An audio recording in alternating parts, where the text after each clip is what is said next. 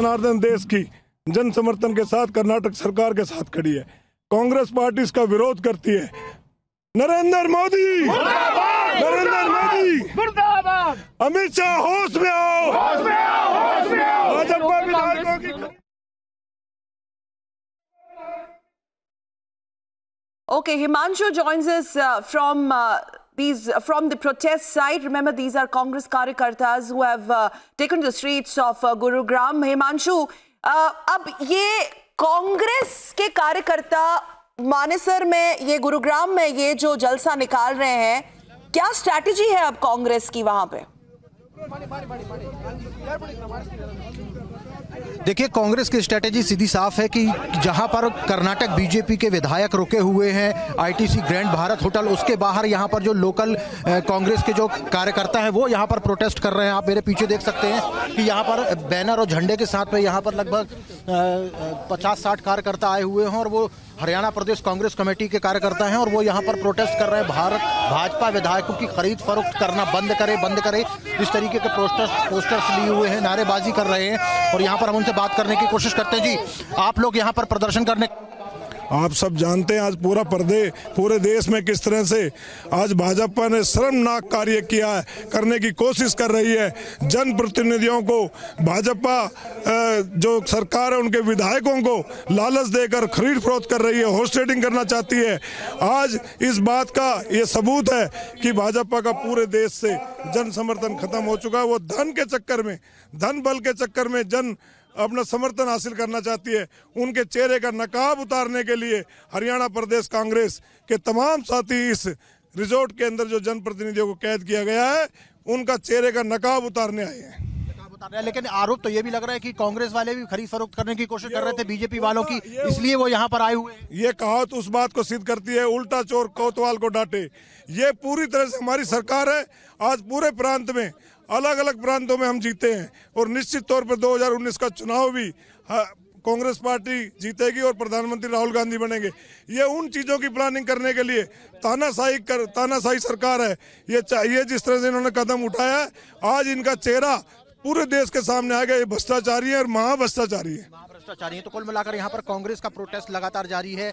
ITC grand Bharat hotel जहाँ पर Karnataka BJP के तमाम विधायक येदियुरप्पा समेत तमाम लोग रुके हुए हैं, वहाँ बाहर आकर, गेट के बाहर आकर यहाँ पर प्रदर्शन किया जा रहा है और यही कहा जा रहा है कि जिस तरीके से भारतीय जनता पार्टी खरीद फरोख्त कर रही है, हॉर्स ट्रेडिंग करने की जो कोशिश कर रही है कांग्रेस के जो तमाम विधायक हैं, उसके खिलाफ यहाँ पर प्रोटेस्ट और नारेबाजी हो रही है। पोस्टर्स लाए गए हैं, भाजपा विधायकों की खरीद फरोख्त करती है, उसके पोस्टर लगाए गए हैं, प्रधानमंत्री होश में आओ, होश में आओ, इस तरीके से।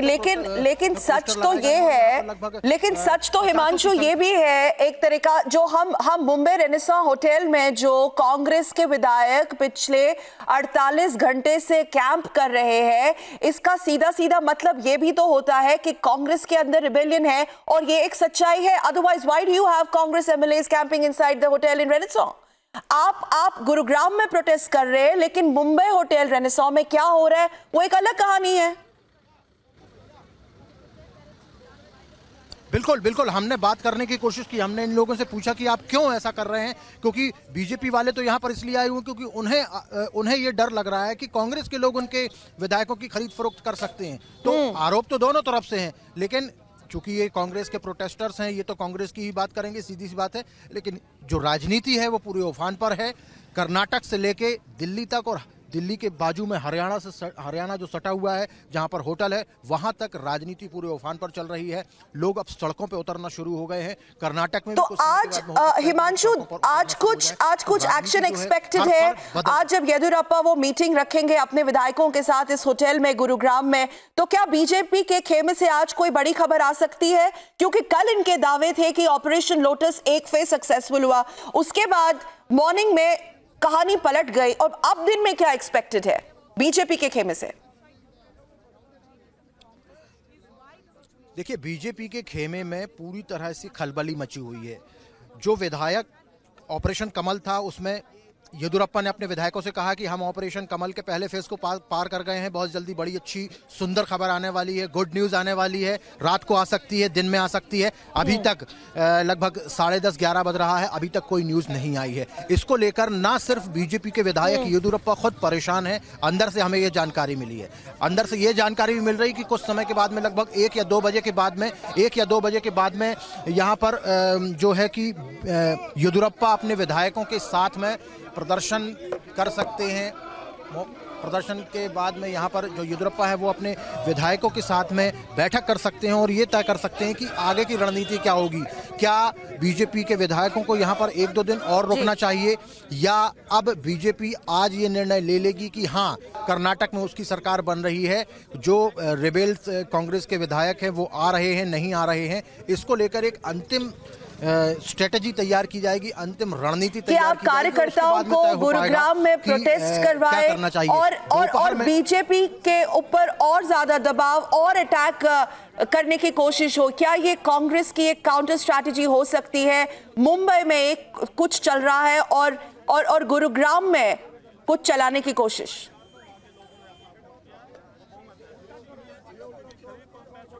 बिल्कुल, देखिए ये काउंटर स्ट्रेटेजी ही है कांग्रेस की कि कहीं ना कहीं से सड़कों पर लोगों को उतार दिया जाए और सड़कों पर उतरने के बाद में एक मेंटली प्रेशर जनरेट किया जाए बीजेपी के ऊपर, जहां पर वो रुके हुए हैं उन लोगों को बाहर निकाला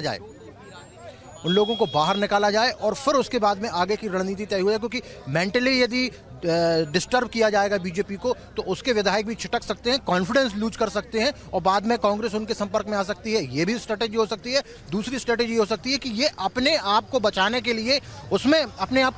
लिए वो लोग बीजेपी के लोग अपने आप को बचाने में लग जाएं, अपने आप को प्रोटेक्ट करने की स्ट्रेटेजी अपनाने लगे और जो कांग्रेस के रेवेल्स विधायकों के साथ में जो बीजेपी के लोग कनेक्टेड हैं उसमें वो अपना ध्यान केंद्रित ना कर पाए, कंसंट्रेट ना कर पाए, ये भी एक रणनीति हो सकती है यहाँ पर। तो फिलहाल